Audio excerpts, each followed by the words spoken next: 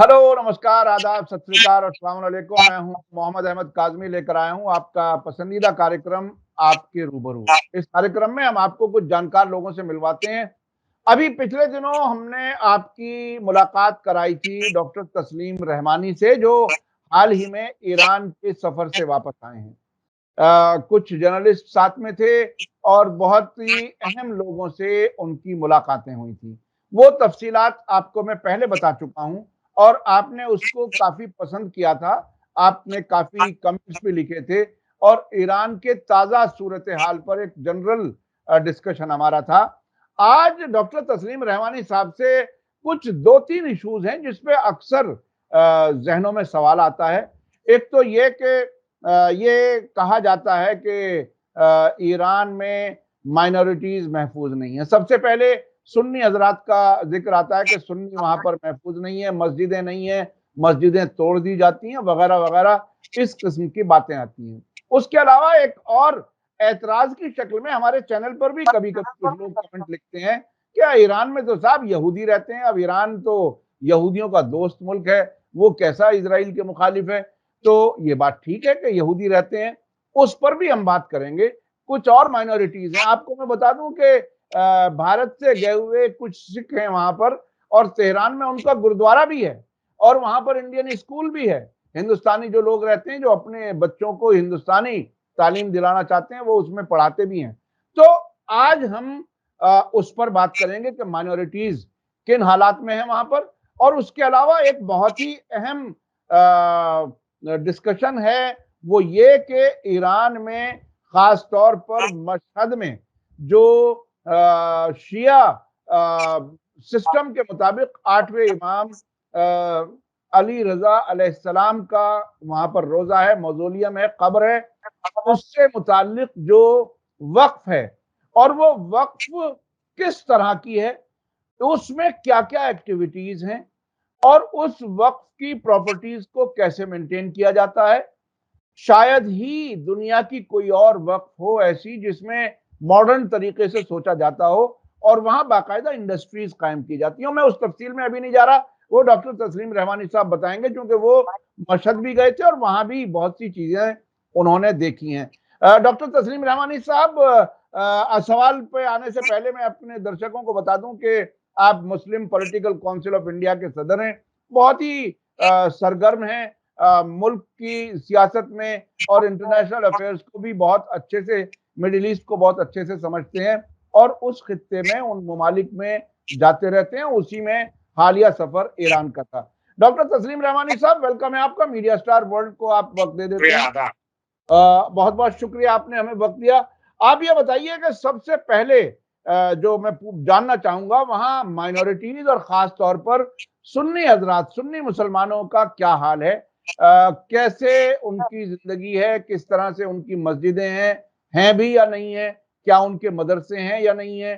किस तरह से है? चूँकि कुछ मीडिया से कभी-कभी इस किस्म की खबरें या अफ़वाहें आती हैं, जिसमें ये बताने की कोशिश होती है कि वहाँ खास तौर पर सुन्नियों के खिलाफ बहुत जुल्म है।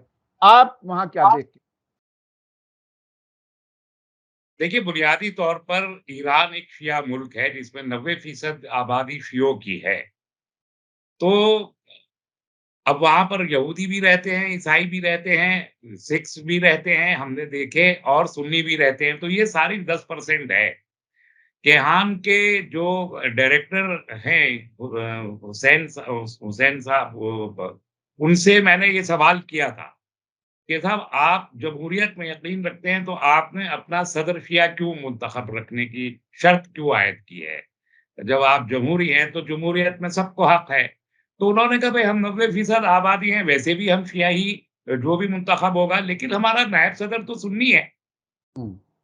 तो अब अगर सुन्नी नायब सदर है, तो सुन्नियों के हालात को उससे समझा जा सकता है। क़ुम जो सबसे बड़ी यूनिवर्सिटी है, इस्लामिक यूनिवर्सिटी है ईरान की, उसमें सुन्नी स्टडीज़ का एक बाकायदा अलग से शोबा है और उस शोबे में असातिज़ा भी सुन्नी हैं और बहुत से तलबा भी सुन्नी हैं।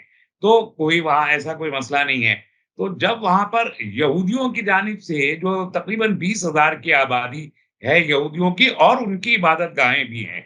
जो महफ़ूज़ हैं। आज तक मेरा ख़्याल है कहीं किसी मीडिया में ये खबर नहीं आई कि वहाँ यहूदियों को परेशान किया जा रहा है। क्योंकि ये बात ज़हन में रहनी चाहिए, यहूदी एक अलग चीज़ है और इज़राइल एक अलग चीज़ है। दोनों में अगर आप फ़र्क कर सकते हैं, तो इस बात को आप समझ सकते हैं। इसी तरह ईसाइयों की तरफ से भी कभी कोई ये शिकायत पेश नहीं आई। अच्छी खासी तादाद ईसाइयों की हैं। उनके गिरजाघर बहुत सारे, बहुत बड़े-बड़े गिरजाघर जो मैंने देखे जो फ़ंक्शनल हैं। इसी तरह आतिशप्रस्त जो हैं, उनकी भी एक खासी तादाद है तेहरान सिटी के अंदर, हार्ट ऑफ द सिटी में यानी डाउनटाउन में वो लोग रहते हैं जो पुराना मज़हब आतिशप्रस्ती का वहाँ है और उनके माबद भी जो उनके आतिशकदे हैं, वो भी महफ़ूज़ हैं और आबाद हैं। इसी तरह गुरुद्वारा भी महफ़ूज़ है और आबाद है। इनमें से किसी ने आज तक इतने सारे प्रोपेगेंडा ईरान के खिलाफ होता है, क्या किसी ने ये शिकायत सुन्नियों के बारे में एक प्रोपेगेंडे का हिस्सा है कि सुन्नियों को वहाँ ऐसा कर रहे हैं, वैसा कर रहे हैं। लेकिन यहूदियों, ईसाइयों और सिखों के बारे में और कुछ हिंदूस भी थोड़े बहुत हैं, क्या उनमें से किसी ने ये कोई शिकायत की है कि बहैसियत माइनॉरिटी हमारे हुकूक को वहाँ सलब किया जा रहा है, हमें इबादत नहीं करने दी जा रही या हमारी इबादतगाहें तोड़ी जा रही हैं या बुलडोज़र चलाए जा रहे हैं। ऐसी कोई शिकायत ईरान से कम से कम आज तक नहीं आई है और यही मामला सुन्नियों का भी है। सुन्नियों को लेके भी प्रोपेगेंडा है, तो सुन्नियों की आबादी बेशतर आबादी सुन्नियों की साउथ ऑफ ईरान में है, जो ज़ाहेदान वगैरह के इलाके हैं, जो अफ़गानिस्तान की सरहद से मिलते हैं, बलूचिस्तान वगैरह के जो इलाके हैं, उधर ही सुन्नियों की आबादी है, जो बड़ी तादाद वहाँ रहती है जहाँ पर। तो इस तरह की कोई प्रॉब्लम कहीं से भी आई नहीं, वरना तो वो इलाका जो अफ़गानिस्तान की सरहद से मिला हुआ है, वो वैसे ही बहुत ही वोलेटाइल इलाका है, अब तक टूट-फूट के अलग हो जाता, अगर जी, ऐसा कुछ होता। तो कोई भी ऐसा तो कोई मसला वहाँ पर है ही नहीं और जो जाएगा वो अपने आप देख लेगा इसको ज़्यादा बताने और एलैबोरेट करने और सफाई देने जैसी कोई बात उसमें है नहीं। जी, तो जी। माइनॉरिटी सेफ है और इससे ये मैसेज बहुत साफ है, बहुत क्लियर है कि अगर एक इस्लामिक गवर्नेंस हो and be sure and be very particular कि मैं मुस्लिम गवर्नेंस की बात नहीं कर रहा। मुस्लिम गवर्नेंस में तो बहुत सारे रईसज़ादे, बादशाह, सुल्तान और उमरा और कौन-कौन सब होते हैं, जो इस्लाम के बहुत सारे उसूलों के साथ डेविएट करके गवर्नेंस करते हैं। इसलिए मैं मुस्लिम की बात नहीं कर रहा। लेकिन इस्लामिक गवर्नेंस अगर कहीं होगी, तो वहाँ अक़लियतों के हुकूक सबसे ज़्यादा महफूज़ होंगे, मोहतरम होंगे, मोतबर होंगे और मुसलमानों से ज़्यादा अक़लियतें वहाँ पर खुशहाल होंगी। ये नमूना अगर किसी को देखना है, तो एक सफ़र उनको ईरान का ज़रूर करना चाहिए, तो अंदाज़ा हो जाएगा कि इस्लाम में अक़लियतों के हुकूक किस तरह महफूज़ रहते हैं।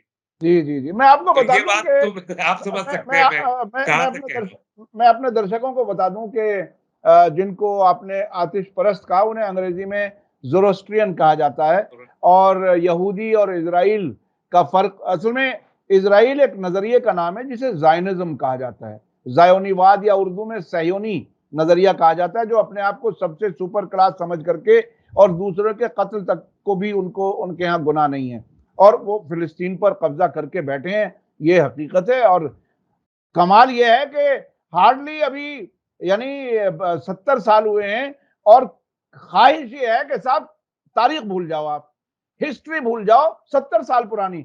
1400 साल पुरानी नहीं भूलते हम लोग तो ये 70 साल पुरानी कैसे भूलेंगे? तो ये फिलिस्तीनियों पर कब्जा किया है, मस्जिद अल अक्सा आपने उनके कल एक कब्जे में। रिपोर्ट दिखाई थी कि 20,000 यहूदी हाँ, इज़राइल से माइग्रेट कर रहे हैं पुर्तगाल की तरफ। जी, जी, तो जी, जी, वो भी तो यहूदी हैं जो इज़राइल के मज़ालिम को पसंद नहीं करते और इसलिए वहाँ से छोड़ना चाहते हैं। जी, इसलिए जी, जी। यहूदियत और इज़राइल में और सहूनियत में फ़र्क करना चाहिए।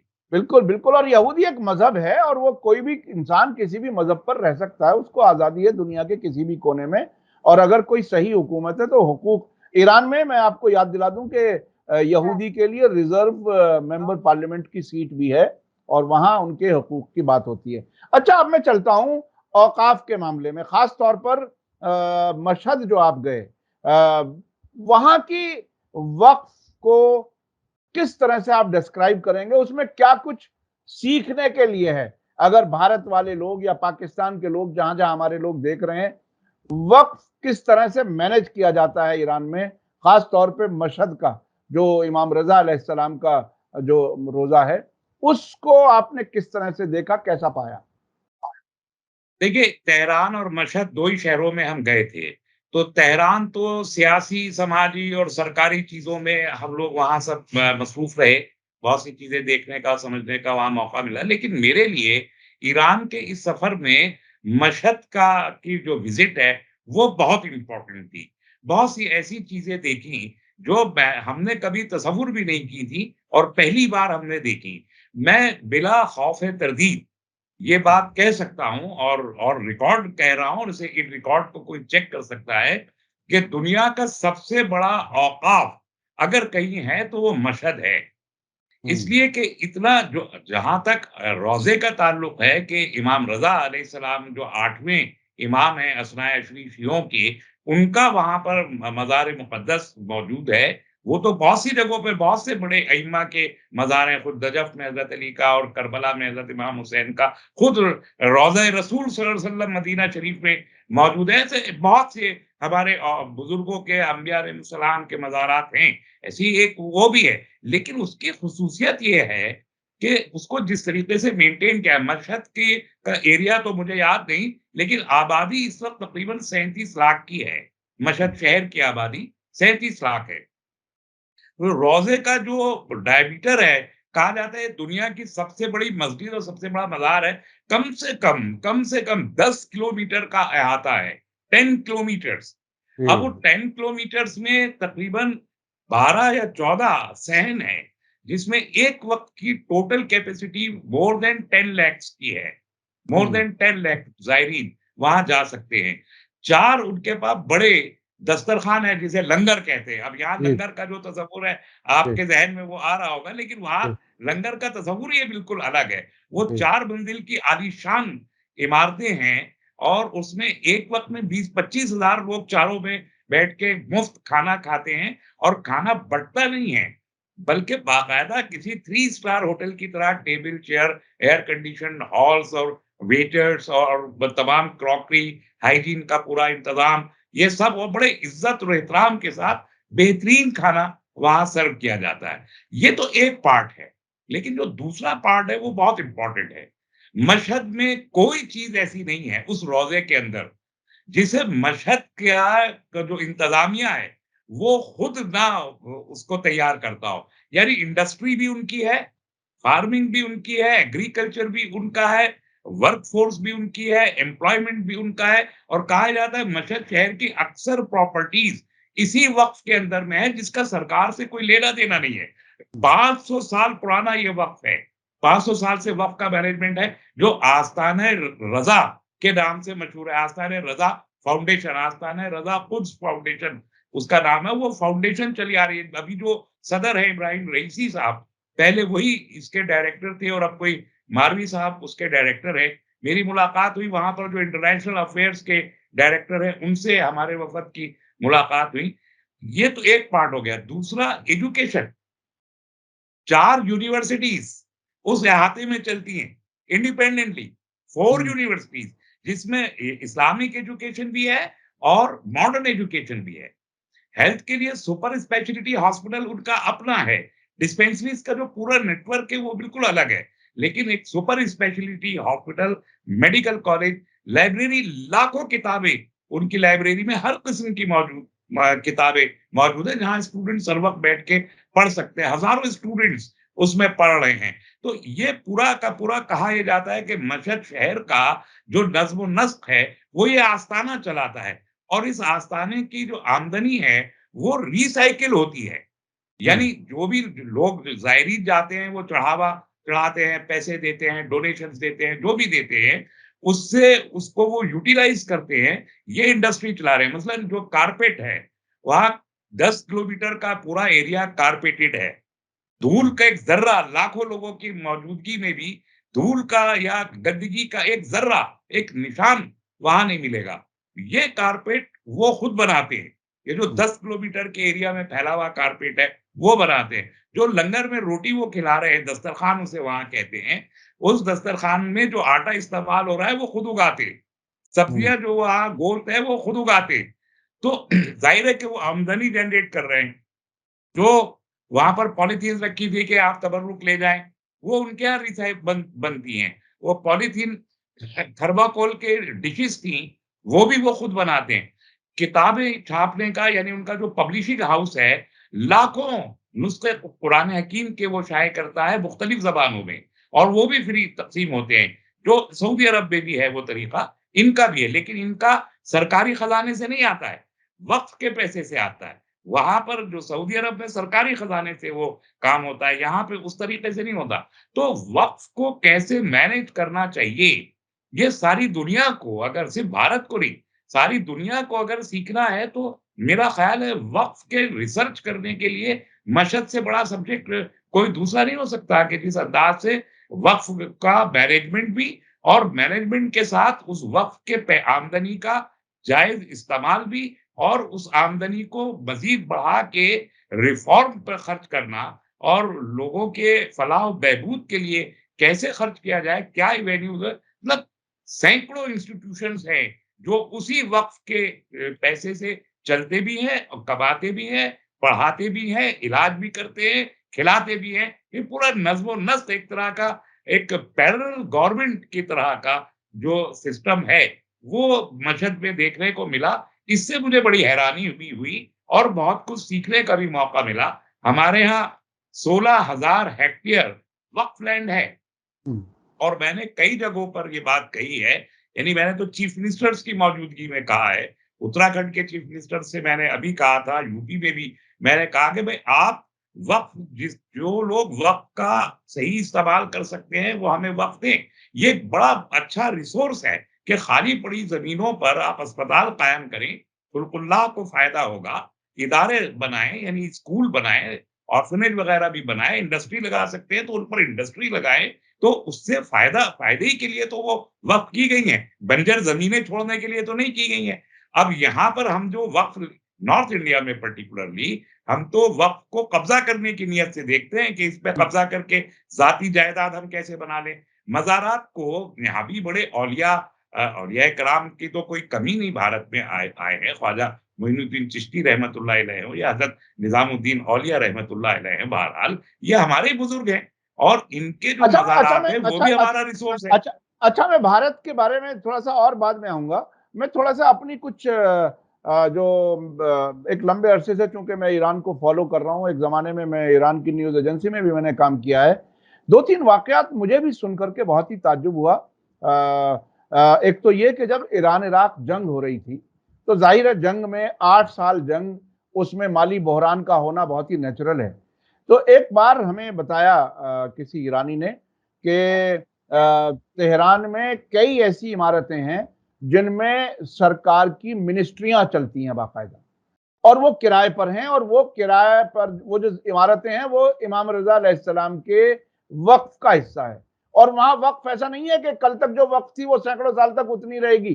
कभी भी, कहीं से भी ऐलान हो जाता है कि मैं अपनी सारी प्रॉपर्टी वक़्फ़ कर रहा हूँ। तो लोग इस तरह से वक़्फ़ बढ़ती भी रहती है।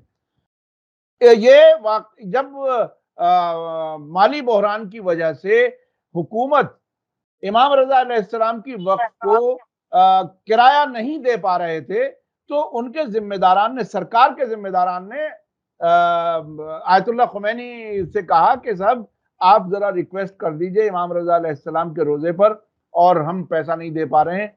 तो उन्होंने बहुत ही सादगी से जवाब दिया कि भई मैं इस मामले में दखल नहीं दे सकता। यानी इतना पायस उसे समझा जाता है कि वो इमाम रज़ा का है पैसा, उसमें हम दखल अंदाज़ी नहीं कर सकते। उन्होंने कहा कि आप किसी भी तरह से किराया दें, मैं कोई सिफ़ारिश नहीं करूँगा। तो इस अच्छी नीयत के साथ पूरा मुल्क उसको वक़्फ़ को सींचता है, बढ़ाता है। तो ये बहुत ही अहम कुछ चीज़ें हैं जो मैंने सोचा कि मैं ज़रा बता अभी भी दूँ अपने चल रहा जो है याद। ये, अभी भी जो अक्सर तो ईरान को जो माशी बहरान होता है, ये समझना चाहिए कि इकोनॉमिक लाइफ़लाइन है ये जी, रोज़ा। आज जी, भी जब ज़रूरत पड़ती है तो मुझे लोगों ने बताया कि हुकूमत ईरान मशहद की और रोज़े की कर्ज़दार रहती है। ये कर्ज़ जी, देते हैं उनको, कर्ज़ जी, जी। हसना, जी और हाँ, जी। उसकी वसूली के वक़्त पे फिर वो सख्ती करते हैं कि भई पैसा हमारा वापस करो। तो हाँ, इतना बड़ा इदारा है कि वहाँ की हुकूमत भी उसकी मक़रूज़ रहती है। जी, ये जी। एक बड़ी बात है कि लोगों को समझनी चाहिए। हाँ, अब हम वापस आते हैं भारत पर, जिस तरफ आपने बात शुरू की थी। वो ये कि ये बात बहुत ही जो जानकार हैं वो ये कहते हैं कि इंडिया के अंदर रेलवे सबसे ज्यादा प्रॉपर्टी की मालिक है, और रेलवे के बाद सबसे ज्यादा प्रॉपर्टी किसी एक इंस्टीट्यूशन के नाम अगर समझी जाए तो वो वक्फ की प्रॉपर्टी है, और उसको यानी इस्तेमाल नहीं किया जा रहा जैसा कि आपने कहा। तो इसमें किस तरह से, कहां से शुरुआत करनी चाहिए, एक लोगों के जहन में कम से कम ये बात जाए। और ये सभी मसलकों के लोगों की औकाफ हैं, मस्जिदें हैं, और बहुत सी दीनी दरसगाहें हैं, बहुत सी चीजें हैं। इनको किस तरह से ठीक करके, और वाकईन जिस तरह से आपने बताया कि ईरान में इंडस्ट्री भी है उनकी वक्फ की, हेल्थ के लिए इतना बड़ा काम कर रहे हैं, एजुकेशन के लिए इतना बड़ा काम कर रहे हैं, ये तीन ऐसी चीजें हैं जो वाकईन हर इंसान की जरूरत भी है। यहां क्या कुछ हो सकता, कहां से शुरुआत हो जहां के सरकार इस हद तक सुनते हैं। मैंने तस्दीक नहीं की कि सुप्रीम कोर्ट भी वक्फ की जमीन में है, और बहुत सी चीजें वक्फ की जमीन में है। सीजीओ कॉम्प्लेक्स तो बिल्कुल जो निजामुद्दीन के पास है वो पूरा सरकारी मिनिस्ट्रियां बन गई। इस सब से किस तरह से जान छुड़ाई जा सकती है, या इसको कैसे यूज किया जा सकता, कहां से शुरुआत हो, चूंकि जंजाल इतना बड़ा है कि उसके सोल्यूशन में वो शुरुआत कहां से हो, वो आप क्या कहते हैं? देखिए, दिल्ली में तकरीबन 350 औकाफ ऐसे हैं जिन पर कब्जे हैं और सरकारी कब्जे हैं। 350 औकाफ हैं जिनमें से कुछ का आपने जिक्र किया, और 123 प्रॉपर्टीज का किस्सा तो सबको मालूम है जो अभी चल रहा है। ये सब क्यों हो रहा है? ये इसकी बुनियादी वजह ये है कि हमने औकाफ की अमलाक के ताल्लुक से जो दीनी तकद्दुस हमारे ज़हनों में होना चाहिए वो कहीं भी नहीं है, और वक़्फ़ पूरा का पूरा सियासत की नज़र हो गया है। अब हर शख्स ये चाहता है कि ये समझता है कि ये जो वक़्फ़ है, ये माल मुफ़्त है। हम्म, इस पे जो चाहे कब्ज़ा कर ले। तो इसकी शुरुआत खुद हमारी जानिब से हुई है। यानी हमारे लोग जो वक़्फ़ के मुतवल्ली हैं, मेम्बरान हैं, उन्होंने ही पहले वक़्फ़ को खुर्द-बुर्द किया। उसके बाद सरकारों को भी मौका मिला, सरकारों ने भी किया, और फाइलें गायब कर दी वक़्फ़ के डिपार्टमेंट से, सब कुछ। तो ये जो बेहुरमती है, वक़्फ़ के ताल्लुक से हमारे यहाँ किसी भी किस्म की अक़ीदत का ना पाया जाना, जैसे मशहद में अक़ीदत है इमाम रज़ा अलैहिस्सलाम के साथ, उस अक़ीदत में उनके माल को कोई उँगली भी लगाना नहीं चाहता, वहाँ का बादशाह, वहाँ का सदर भी उसको उँगली लगाने से मोतरिज़ रहता है। इस तरह से वो तकद्दुस हमारे मुल्क में या पूरे बर्रे-सग़ीर में मैं कह सकता हूँ कि औक़ाफ़ के ताल्लुक से वो तकद्दुस नहीं बचा है। उस तकद्दुस को लौटाने की ज़रूरत है। अब जो मज़ारात हैं मसलन, 2 किस्म के औक़ाफ़ हैं। एक तो जो लोग उस ज़माने में वक़्फ़ कर गए ज़मीनें, ये लोगों के खैराती ज़रूरतों की तकमील के लिए, एक वो हैं जो मज़ारात हैं औलिया के, उनकी भी बहुत बड़ी-बड़ी प्रॉपर्टीज़ हैं। तो आप नॉर्थ और साउथ में उसको लेके बड़ा फ़र्क देखेंगे। ख्वाजा मोइनुद्दीन चिश्ती रहमतुल्लाह अलैह का जो आस्ताना अक़दस है, वहाँ पर अगर आप तशरीफ़ ले जाएँ, तो वो भी एक बहुत बड़ा है, और बहुत बड़ा वक़्फ़ है वो। उसका कुछ पता ही नहीं है कि उसकी रोज़ाना की आमदनी कितनी है। लेकिन तमाम जो वहाँ पर सज्जादा नशीन है, मुतवल्लियान हैं, वो अगर मुझे सुन रहे होंगे तो मुझे 10 गाली देंगे। लेकिन ये सच है कि उन्होंने, पूरे खानवादों ने अपने-अपने दिन मुकर्रर कर लिए हैं कि आज की आमदनी ये खानदान लेगा और कल की आमदनी वो खानदान लेगा, पूरे महीने के वो वक़्त है। तो वो ज़ाती इस्तेमाल में ला रहे हैं, वो मिल्ली इस्तेमाल में, या मुल्क के अवाम, जो भी आम है, हिंदू, मुसलमान, सिख, ईसाई, उन सबके लिए वो काम आनी चाहिए। उसकी बजाय वो उनकी ज़ाती मीरास बन गई है। ऐसे ही ये नॉर्थ इंडिया के जो मज़ार और जगहों के हैं, दिल्ली में, यूपी में, उत्तराखंड में, अब उत्तराखंड का एक मसला है, लोगों ने फर्जी मज़ार बना दिए हैं ज़मीनें कब्ज़ा करने के लिए। हम्म, ये हम्म, खबरें आई हैं सामने, को गलत नहीं है, देखा गया है कि अभी 20-25 साल पहले मज़ार बना दिए, ज़मीन कब्ज़ा कर रहे हैं। इससे वक़्फ़ का तक़द्दुस ख़त्म हो रहा है। इसके बरअक्स अगर आप साउथ इंडिया में देखें, तो ख्वाजा गेसू दराज रहमतुल्लाह अलैह की जो दरगाह है, बेलगाम में ग़ालिबन है। हम्म, मैं गया हूँ वहाँ, मैंने देखा उन्होंने उसी दरगाह के तहत इंजीनियरिंग कॉलेज, मेडिकल कॉलेज और कितने तालीमी इदारे वहाँ बना रखे हैं। तो पूरे कर्नाटक में वक़्फ़ का जो इंतज़ाम आप देखेंगे, इन दरगाहों से मुताल्लिक़ जो औक़ाफ़ हैं, वो उनके मुतवल्लियों ने उनको किसी सूरत ठीक करके रखा हुआ है। तो उससे भी हमें सीखना चाहिए। लेकिन जब तक इसके साथ तक़द्दुस और अक़ीदत वाबस्ता नहीं होगी कि हमारे बुज़ुर्गों के खून पसीने की आमदनी के ज़रिए किया गया औकाफ है या हमारे असलाफ और हमारे औलिया अल्लाह के आस्ताने हैं। ये तकद्दुस वाबस्ता नहीं होगा और जो लोग काबिज़ीन हैं उस पर, चाहे वो फिर उनके ख़ानदान के लोग हों, सज्जादा नशीन हों, मुतवल्लियान हों, उनके अंदर ये एहसास पैदा नहीं होगा कि क्या कहेंगे ख्वाजा मोइनुद्दीन चिश्ती रहमतुल्लाह अलैह उन लोगों को या ख्वाजा हज़रत निज़ामुद्दीन रहमतुल्लाह अलैह उन लोगों को जो वहाँ पर अब मोहतमिम बन के बैठे हैं और चोरी कर रहे हैं। तो हम्म, उनको अल्लाह को भी मुँह दिखाना है और इनको भी जवाब दे रहे हैं, इन्हीं के बुज़ुर्ग हैं। ये एहसास जब तक नहीं आता, हम वक़्फ़ को उस तरीके से यूटिलाइज़ नहीं कर सकेंगे, एक बात है। दूसरी बात ये है कि हमको कुछ मिसालें कायम करनी पड़ेंगी। यानी वक़्फ़ को सियासी तसल्लुत से तो आज़ाद होना चाहिए बहरहाल। जिस तरीके से वक्फ बोर्ड की तश्कील होती है कि साहब एक शिया मुतवल्ली है, एक सुन्नी मुतवल्ली है, एक सोशल ऑर्गेनाइज़ेशन का आदमी है, एक एमएलए है, एक एमपी है और उसमें गवर्नर साहब तकर्रुरी कर रहे हैं, तो पूरा का पूरा गवर्नमेंट कंट्रोल में चला जाता है। आप अगर दिल्ली में देखें तो ये जो हमारा रिंग रोड पर पूरा एक शांति स्तूप कायम किया है, वो एक ज़माने में कब्रिस्तान था 14 बीघे का। हम्म, अब वक्फ बोर्ड में उसकी फाइल ही नहीं मिलेगी आपको उसकी। हम्म, तो वो हम्म, फाइलें कैसे गायब हो जाती हैं? इसलिए कि सरकारी तसल्लुत होता है, चाहे कांग्रेस की सरकार आए या बीजेपी की सरकार आए, इससे कोई फ़र्क नहीं पड़ता। लेकिन इस तरीके से जो सियासी तसल्लुत अगर खत्म हो जाए एक बात, दूसरे और उसमें भी ऐतराज़ात लोगों के हैं कि अगर प्राइवेट हाथों में चला जाए तो और नहीं बचेगा। मैं हम्म, समझता हूँ कि ये बात सही नहीं है। अगर एक ऑर्गेनाइज़ेशनल सेटअप हो और उस ऑर्गेनाइज़ेशन के हाथों में वो दिया जाए, तो वो कॉन्फ्लिक्टिंग इंटरेस्ट वाले लोग उसको बैलेंस करके महफूज़ कर सकते हैं। लेकिन सरकार में चला जाए तो फिर तो महफूज़ होना मुश्किल ही नहीं है और इसमें कांग्रेस ने बहुत ज़्यादा खुट-बुट किया है औकाफ को, ये कहने में मुझे कोई दो राय नहीं। दूसरी बात ये है कि कुछ लोगों को जो सिंसियर हैं वक़्फ़ के मामले में, उन्हें कुछ वक़्फ़ जायदादें लेके और नज़ीरें कायम करनी चाहिए कि वक़्फ़ को कैसे काबिल इस्तेमाल बनाया जा सकता है, रिप्रोड्यूस किया जा सकता है, रिसाइकिल किया जा सकता है और खुल्कुल्लाह को, मुसलमानों को अकेले नहीं, खुल्कुल्लाह को हम वक़्फ़ के ज़रिए कैसे फ़ायदा पहुँचा सकते हैं, इसके कुछ हमको नज़ीरें कायम करनी पड़ेंगी कि कुछ लोग कुछ बड़े औक़ाफ को लें और उसपे बड़े इन्वेस्टमेंट करें और उस इन्वेस्टमेंट में अस्पताल और कॉलेज और इदारे कायम करके लोगों को दें, ताकि लोग नॉर्थ इंडिया में ख़ुसूसन उसको इस्तेमाल करना सीखें और उससे पहले एक बार सिंसियरली मशहद चले जाएँ और वहाँ पर डायरेक्टर साहब से क्योंकि उनके जो डायरेक्टर हैं, जो उस पूरे औक़ाफ के जिसे मैंने अर्ज़ किया कि वो फाउंडेशन बुनियाद कहलाया जाता है, वहाँ भी वो टैक्स एक्जेम्प्टेड है। वहाँ पर जो नॉमिनी हैं, जो डायरेक्टर हैं उसके, वो अपॉइंटी हैं एक्चुअली खामनई साहब के, जो हम्म, सुप्रीम वहाँ पर लीडर हैं, रिलीजियस लीडर, उनके वो हैं। तो वो जिसको चाहते हैं बनाते हैं, तो ऑब्वियसली वो आदमी भी जो वहाँ बैठा होता है, वो खुदा तरस होता है, दीनी नुमाइंदा होता है और दीन का एहतराम करने वाला और जवाबदेही का एहसास होता है और एक कमेटी बाकायदा होती है जो उनको रिव्यू भी करती रहती है। तो इस तरह का नज़्म हमारे यहाँ कायम हो, उसके लिए कुछ लोगों को मशहद जाना चाहिए और देखना चाहिए।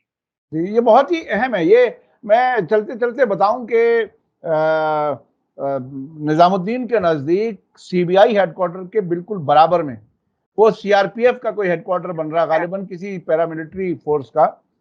जब इसमें शुरुआत हो रही थी, उस वक़्त कुछ कागज़ात एक प्रेस कॉन्फ्रेंस में रखे गए थे कुछ सिंसियर लोगों के ज़रिए और उसमें बाकायदा एक मिनिस्ट्री ने दूसरी मिनिस्ट्री को बेची, कुछ लाख रुपए एक मिनिस्ट्री से दूसरी मिनिस्ट्री को ट्रांसफर हुए और उसमें शराइत इस तरह की थी कि इसमें कब्रिस्तान भी है, इसमें मस्जिद भी है, लेकिन आपको 2 साल के अंदर-अंदर बिल्डिंग बनानी है।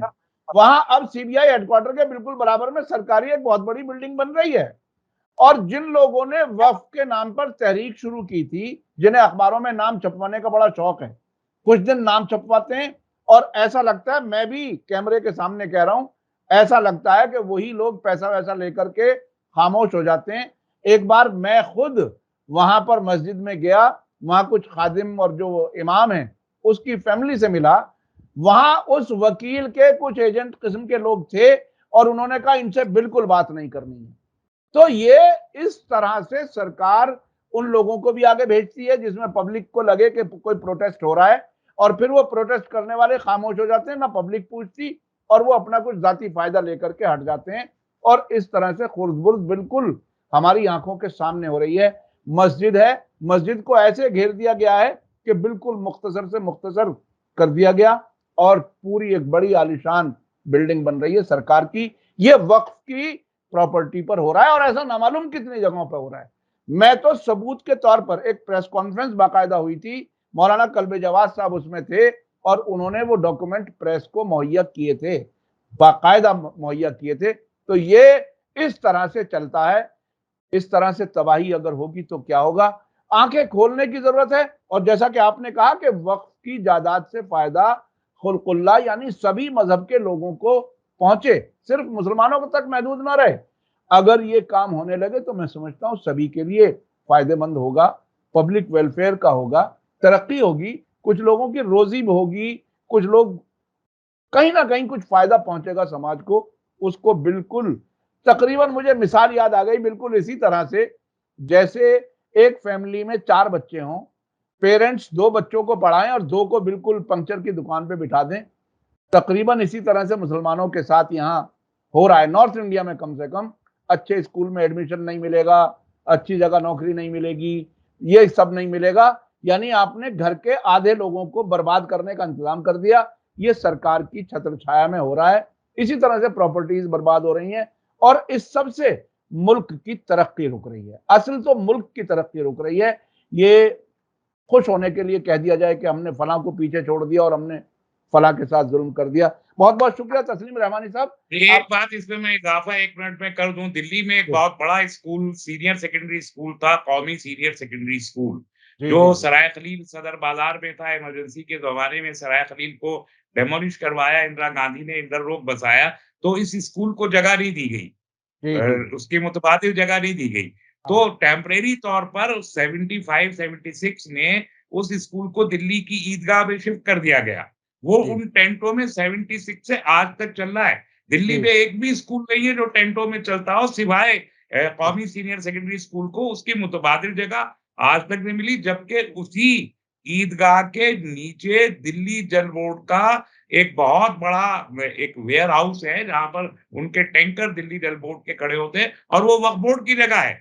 तो वो वक्फ बोर्ड को वो जगह भी नहीं मिल रही, और उस स्कूल को जगह नहीं मिल रही। अब बताइए, सीनियर सेकेंडरी स्कूल मुसलमानों के 5 ही स्कूल है, उनमें से एक स्कूल वहां ईदगाह में कैसे चलता है? और कांग्रेस की सरकारें भी आके चली गई, बीजेपी की भी चली गई, और कोई स्कूल नहीं है दिल्ली में जो टेंट में चलता हो। दिल्ली गवर्नमेंट बहुत बड़े से कहती है कि हमारा कोई स्कूल नहीं चलता, और स्कूल इतने अच्छे हमारे चलते हैं, और स्कूल मॉडल बन गए सारी दुनिया के लिए। और वो टाइम उसमें न्यूयॉर्क टाइम्स में हमारे स्कूलों की खबरें छप रही हैं। लेकिन कौमी सीनियर सेकेंडरी स्कूल को अगर जाके दिखा दे तो पोल खुल जाएगी सारी दिल्ली की सरकारों की, और वक्फ के क्या बुरा हाल हुआ है उसकी भी पोल खुल जाएगी। जी जी जी जी, बिल्कुल आपने बहुत सही कहा। मैंने खुद देखा है, वो टीन शेड के नीचे बच्चे बैठते हैं तेज गर्मी में, उनको इतना बुरा हाल रहता है कि वाकई उन बच्चों की और उन टीचर्स की हिम्मत है कि उस स्कूल में वो पढ़ने के लिए आते हैं। मैं तो उन पेरेंट्स को, उन बच्चों को भी दाद दूंगा कि वहां उस शदीद गर्मी, बारिश, धूप, हर एक को फेस करते हुए वो पढ़ रहे हैं। मैं समझता हूं उन्हें साथ सलाम करने चाहिए कि इतनी हिम्मत है उन बच्चों में और उन पढ़ाने वालों में। बहुत बहुत शुक्रिया। और ये सरकारों की बदनीयती की वजह से, मुसलमानों को खसोटने की वजह से ये सब हो रहा है, और हम बहुत ही खुशी से कहते हैं कि साहब, बहरहाल बड़ी मुश्किल बात है जिसको एहसास करना बहुत जरूरी है।